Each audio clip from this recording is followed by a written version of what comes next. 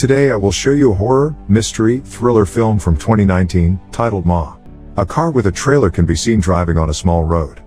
Maggie is sleeping in the car and her mother Erica is driving her and their dog to a new home, back where her mother grew up. The following morning the two of them are preparing for school and for work. Maggie gets to school and as soon as the bell rings for class, she gets lost in the hallways. She finds a student in a wheelchair and helps her with it. During lunch break, Maggie is too nervous to join the other kids in the lunchroom, so she decides to eat in the library. The popular kids come inside and Haley introduces herself to her and invites her to a party over the weekend. Maggie declines her invite, telling her that she'll be going to a music festival with her mom. Haley teases her a little and leaves with the others. Simultaneously, Erica meets Stu, her new coworker. She tries to get used to her new job. The next day, Erica is stomping around the house, dressed for work and looking for something. She tells Maggie that she has to work and they won't be going to the festival. The kid decides to text Haley about the party and later she picks her up in a van from her house. There are 3 others in the van: Daryl, Andy, and Chaz. They inform her that instead of the party, they'll drive around and get drunk. Daryl is trying to get someone to buy them liquor in front of a store, while the rest of them are still in the van. He can't make anyone buy them booze, so they decide to let Maggie try. She's unsuccessful in the beginning too, but suddenly a woman with a dog, Sue-Ann, approaches and Maggie asks her to buy them the booze. The woman is reluctant and doesn't want to do it. Then Andy comes out of the van and they have a little exchange in which he manages to convince her to do it for them. They wait for her in the van with her dog and she brings their booze in a box. As she leaves, Chaz tells Andy that Sue-Ann has a crush on him. They drive off when suddenly she stops them and gives them their change back. The kids arrive at the best drinking spot in town. Andy and Maggie chat a little, making a connection. Meanwhile, Sue-Ann is at work, checking who the kids are on Facebook. When she finds the number for Andy's dad's security company, her boss yells for her to come and help. A bit later, she calls the number and Andy's dad Ben picks up. She tells him that his son might be out drinking. Her boss comes in and yells at her for being on the phone instead of working and tells her to leave for the day. The kids are already drinking at the spot, when suddenly a police car arrives. The cop tells them that somebody told him that they were there. He frisks Andy and tells him that his dad sent him there, but because he doesn't like him, he will give them 10 minutes to pack up and leave before he comes back to check. Later, Erica waits for Maggie at home and instantly starts scolding her for smelling of pot. They argue about the decisions Maggie is making, but she gets the last word and storms out. The next day, Erica drops her dog off at the vet where Sue-Ann promises to take care of him well. Sue-Ann watches her leave and her boss yells at her again for not doing her job. That night, Erica asks Maggie if she wants to watch movies with her, but she says she will go out. Her mom tells her to call her if she needs a ride back home, promising she won't be mad. Later, Maggie is with her friends in the van and they're waiting for Sue-Ann to get them booze from the store again. They see her putting the box in her truck, when she comes over and tells them to meet her down the road for the handoff. The kids follow her to a house and Andy gets out to get the booze. When he comes back he tells his friends that Sue-Ann has invited them to drink in her basement. They decide to do it and when they walk inside, she says that she would rather they drink safely with her supervision. Sue-Ann tells them her house rules: no cussing, no spitting on the floor and no going upstairs to the house. She also takes Andy's keys, so she can check if he's fit to drive before they leave. Daryl calls her ma and asks for some snacks, as she walks out of the basement.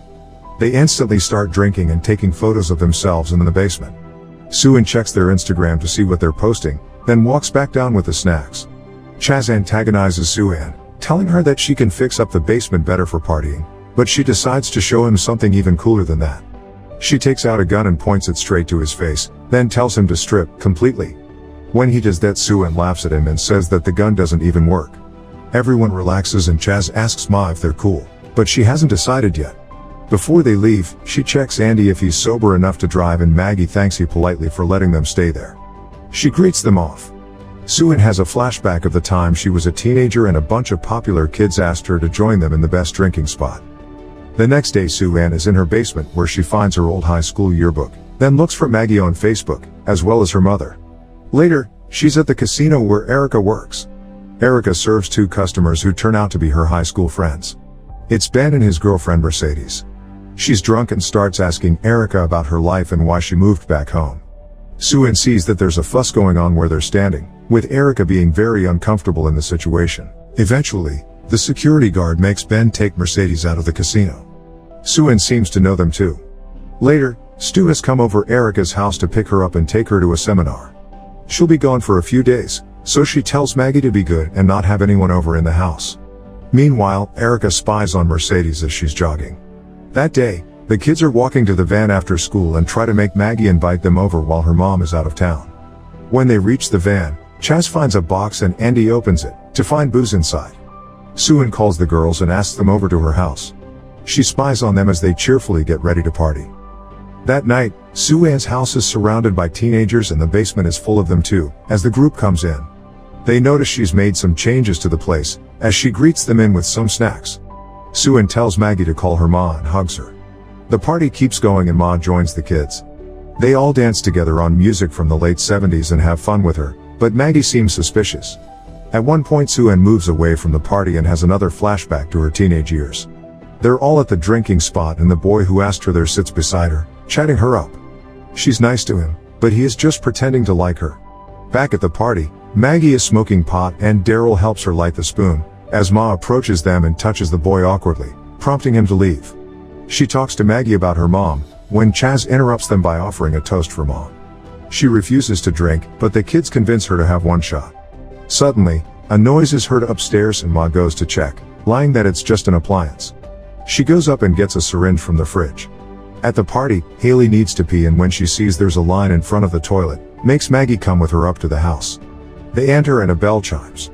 Haley finds a toilet and Maggie keeps watch, when she hears something on the second floor. It's Ma, yelling at someone. She goes in to get Haley, but as they open the door of the toilet, Ma jumps them and makes them go back downstairs. When they do, Maggie and the group leave the party, with her very upset. Later, Sue-Ann is seen cutting up one of her photos and looking at herself in the mirror. The next day, she sends a million text messages to Maggie, asking to be forgiven for yelling at them. At school, Haley tells her that she has sent messages to her too, when another student joins them and asks if Ma would allow them to have a birthday party in her basement. Haley tells her that they probably can, as Maggie admires the bracelet that her boyfriend gave her. Andy waves Maggie over and asks her out on a date. She asks him what took him so long to do it. The entire group gets together and jokes with Maggie and Andy, when they suddenly run into Ma in front of the school. She asks them to come over, but the boys decline. Maggie and Haley remain back to talk to her and decline too, but when Haley starts teasing her, Ma gets really serious and angry about it. She leaves the girls creeped out. Later, Ma finds some other kids to take to her home and they follow her there. When they reach the house, they throw an egg at her window, call her a loser and drive off, leaving her crying in her truck. That night, Erica comes home and tells Maggie about how her seminar went. The girl tells her mom about Andy and her mom is happy for her. The next night, Ma is seen putting on lipstick, then going down to the basement and partying with the kids. Maggie and Andy arrive, but she tells him that they'll wish the girl happy birthday and leave immediately. The party is massive. Ma greets the two of them and Andy goes to get a drink. She tells Maggie to be careful about boys, but Maggie makes a comment that she sounds like her mother, which really upsets Ma. In a few moments, Ma gets some shots and makes Maggie drink hers too. The two stay at the party, dancing and kissing, while Ma looks over them jealously. Maggie gets dizzy very fast and loses consciousness. She wakes up in her own bed the next day and quickly realizes that she's missing the earrings her mom gave her. Her and Andy go to the mall and he teases her for the previous night. She tells him that she doesn't want to hang out at Ma's anymore and that she doesn't want him going over there either. Meanwhile, Ma is at work and is putting a bottle of diazepam back in the cabinet. Later that night, Maggie and Andy are making out in her house, when her mom comes home. The three of them sit at the dining room table and talk. He tells Erica about his dad and she tells him that they went to high school together. Erica tells him that she also knows his dad's new girlfriend and he says that she's a bitch. She goes to get them some drinks, when Andy gets a message from Ma. The next day, Haley tells Maggie that she should block Ma, like she did. Then she posts a story telling everyone to block Ma, which she sees and gets super upset over. Later, she re-watches the story while at work and gets another flashback. In it, she goes into a room and someone tells her to close the door. That night, Maggie's phone wakes her up. She gets another message from Ma. In the message, she asks her and the others to come over, then asks if they're mad at her and in the end begs them to meet her the next day at the drinking spot. The group finds her there the next day. Ma immediately tells them that she has cancer and that she's been taking lots of meds. They feel sorry for her and apologize. Andy goes over to hug her, but Haley notices she has their friend's bracelet on her wrist. As she leaves, she invites them to come over on Saturday. Haley and Maggie follow her to work and Haley tells her about the bracelet. She also tells Maggie that she's missing a ring and Maggie tells her about the earrings she's been missing. They go to Ma's house to check if the stuff is there. Once inside, they go to the second floor and find it locked from the outside. They go into her room and see that she has pictures of them all over.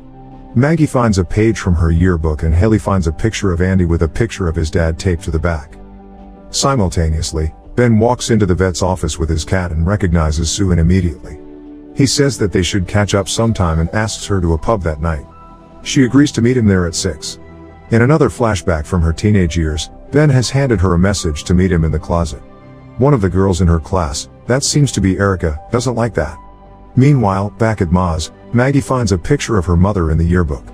Haley wants to show her something, when suddenly the girl in the wheelchair shows up in the room, asking what they're doing there. She says that Sue-Ann is her mom and that she can walk, but that she's not supposed to because she's sick. Maggie introduces her to Haley as Jeannie. She also tells them that she hasn't been to school lately because her sickness has gotten worse. Or at least that's what her mom had told her. Haley is confused that Sue-Ann is her mom. In the meantime, Ma is driving home. The girls continue talking and Jeannie tells them that she can hear them in the basement sometimes and they tell her to join them there next time. Jeannie then tells them to leave, so that her mom doesn't find them in her room. As the girls get ready to leave and find the door locked, Ma drives in and comes inside the house. She notices that someone has moved her things, as the girls sneak away from her. They leave through the basement and she goes upstairs. Later, she's getting ready to go out and meet Ben, when Jeannie asks if she can go back to school. Ma tells her that she's too sick and gives her a shot, telling her that she should cut all of her hair off before it falls on its own. She says that she doesn't want other kids to make fun of her and that that's why she has to stay there with her.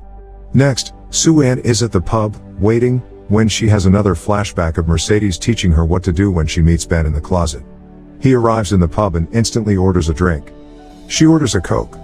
They chat about their schoolmates and reunions, but Sue-Ann then mentions his wife, who died of cancer. She tells him that she was also married, but it didn't work out. Ben shows her a tracking device that he had installed in his son's van and asks her why he'd been over at her house very often. She doesn't know what to say, but he thinks she's trying to get back at him and begins to belittle her. He gives her a warning, that if she sees his son again, he won't call the police, but handle the situation himself. The next day, Sue-Ann is researching how to find a tracker on a car, when her boss comes in and tells her to do her job, again. Maggie tells Andy everything her and Haley have found in Ma's house, but he defends her, explaining that his mom acted strange on cancer medication too. She tells him that she doesn't think Sue-Ann has cancer and that she's in love with him the same way she was in love with his dad. Maggie goes home and finds Sue-Ann is there as well, talking to her mom. She tries to sneak out, but Erica sees her and calls her in. Both her and Sue-Ann pretend that they don't know each other. Her mom says that they went to school together. Sue-Ann leaves quickly and tells Maggie to look after her dog.